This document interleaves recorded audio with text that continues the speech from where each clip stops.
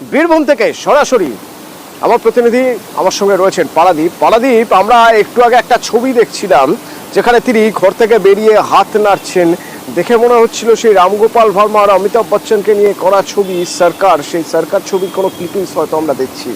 তো এই যে বডি ল্যাঙ্গুয়েজ, এই যে একটা কনফিডেন্সের জায়গা অনুব্রত মণ্ডলের, 2 বছর পর তিহার জেল থেকে বেরোনোর পরেই কিন্তু এই কনফিডেন্স, এই ছবি আমরা দেখিনি।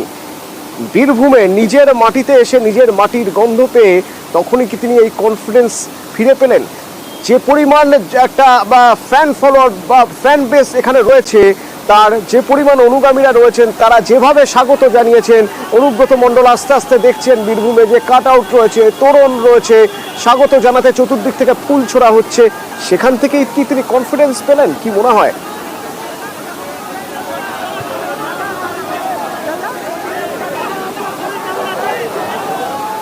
অতনু,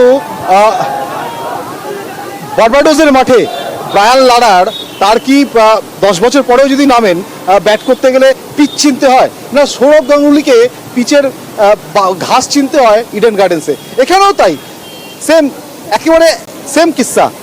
অনুব্রত মণ্ডল বীরভূমের পরতে পরতে চেনেন। তাই গতকাল যে ছবিটা আমাদের ক্যামেরা ধরা পড়েছিল, হতে পারে 2 বছরের ব্যবধান, তিহার জেলে অতগুলো দিন কাটানো, 18 মাসেরও বেশি জেলবন্দি, সেখান থেকে কোথাও গিয়ে একটা আত্মবিশ্বাস বা কোথাও গিয়ে একটা আত্মবিশ্বাসের টোল পড়েছিল বলা যেতে পারে। কিন্তু আজ যখন বীরভূমের মাটিতে তিনি তার কনভয় নিয়ে ঢুকলেন, বীরভূমের মানুষ যেভাবে তাকে বরণ করে নিলেন, দলীয় কর্মীরা যেভাবে নিজেদের আবেগ ভালোবাসা দিয়ে মুড়ে দিলেন, তারপর স্ট্রেট ড্রাইভে বা ফ্রন্ট ফুটে এসে ওভার বাউন্ডারি মারবেন, সে তো বলা জানা কথাই। আমি তোমার ছবিটা দেখাবো এই মুহূর্তে আর কিছুক্ষণ পরে বোলপুরে মুখ্যমন্ত্রী মমতা বন্দ্যোপাধ্যায় তার প্রশাসনিক বৈঠক শুরু হবে।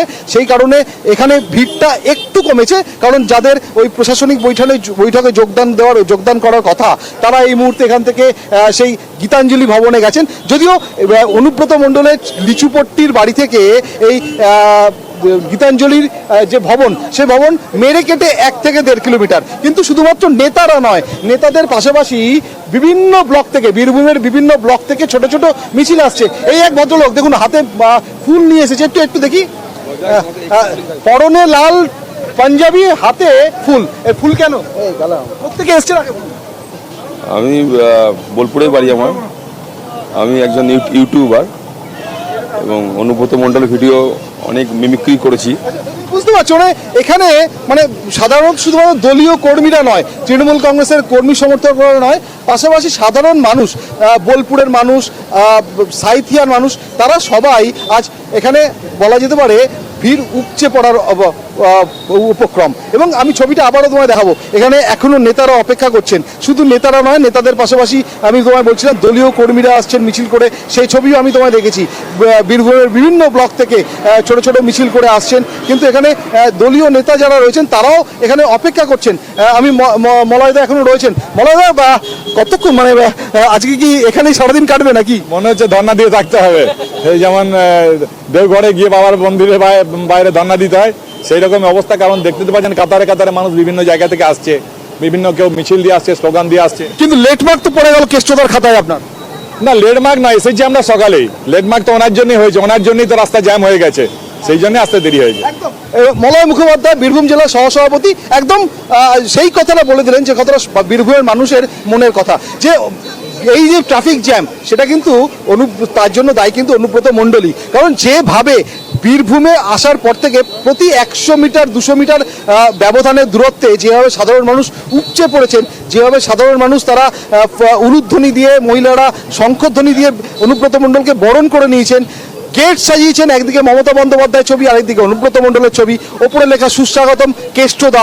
সুতরাং এই ছবি 2022-এর পরে 2024, এই 2 বছরের ব্যবধান। তোমার কাছে জানতে চাইছিলাম, আমি তোমার থেকে বোঝার চেষ্টা করছিলাম, কারণ তুমি একেবারে গ্রাউন্ডে রয়েছো, যেখানে তুমি দেখতে পাচ্ছ যে তিনি যখন ঢুকেছেন বীরভূম পর্যন্ত স্মুথ ঝড়ের গতিতে গাড়ি ছুটেছে।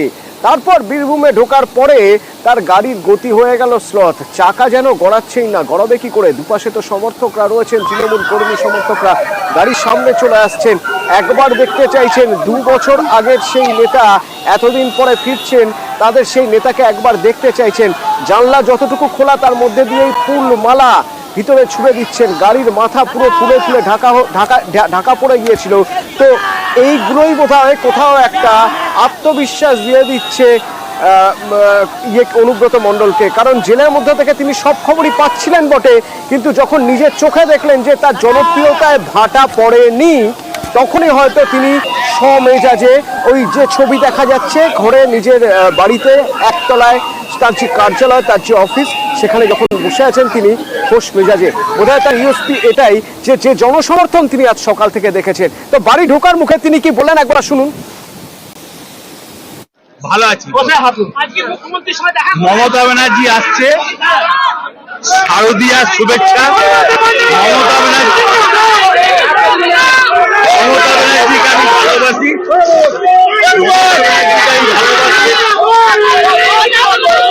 দিদি যেমন আমাকে ভালোবাসে, মমতা ব্যানার্জিকে গোটা ওয়েস্ট বেঙ্গলের মানুষ ভালোবাসে, অল ইন্ডিয়ার মানুষ মমতা ব্যানার্জিকে।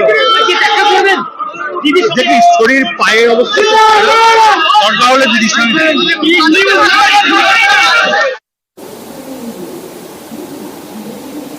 ইন্দ্রজিৎ রয়েছেন আমার সঙ্গে সরাসরি। ইন্দ্রজিৎ, এর আগে আমরা দেখেছি পার্থ চট্টোপাধ্যায়কে, এর আগে আমরা দেখেছি জ্যোতিপ্রিয় মল্লিককে, তাদের ক্ষেত্রে দল তাদের পাশে ছিল না, এখানে শুরু থেকে দল পাশে ছিল। সেই জন্যই কি তৃণমূল কর্মী সমর্থকরাও আশায় বুক বেঁধেছিলেন যে খুব দ্রুতই আবার তাদের কেষ্টদা ফিরে আসবেন এবং কেষ্টদাকে সসম্মানে সেই জায়গাটাই দেওয়া হবে, তার জন্যই কি এত প্রস্তুতি?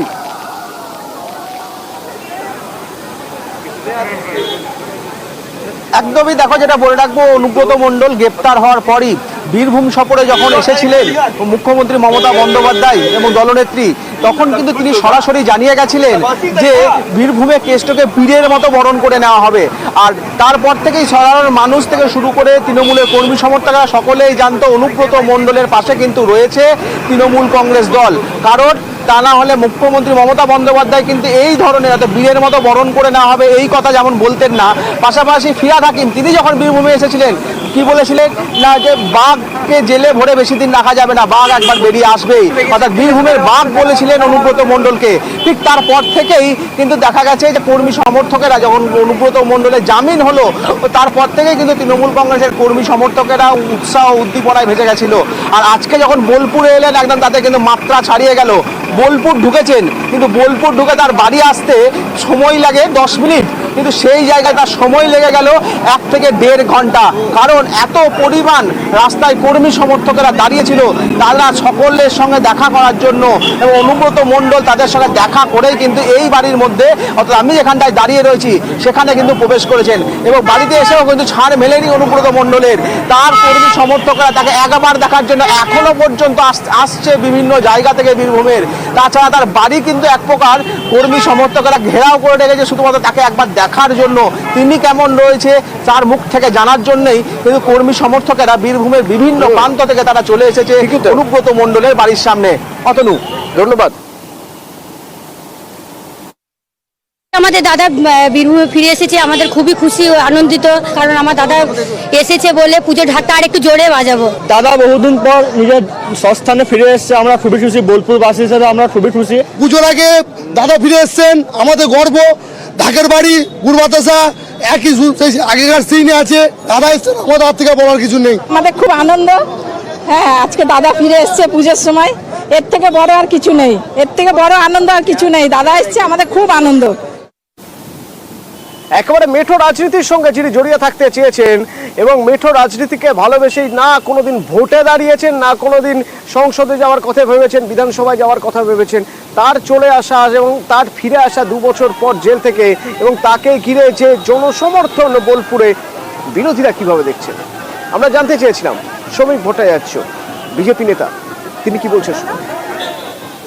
কেউ যদি মনে করে থাকেন যে শুধুমাত্র একটা জামিনের মধ্যে দিয়ে তার বিরুদ্ধে যে অভিযোগ আছে, দুর্নীতি, প্রাতিষ্ঠানিক লুট, মানুষকে পিটিয়ে খুন, সমস্ত গণতান্ত্রিক ব্যবস্থাকে ধ্বংস, প্রতিবাদকে রক্তাক্ত ক্ষতবিক্ষত করে দেওয়া, এটা কিন্তু জনমনে প্রতিষ্ঠিত।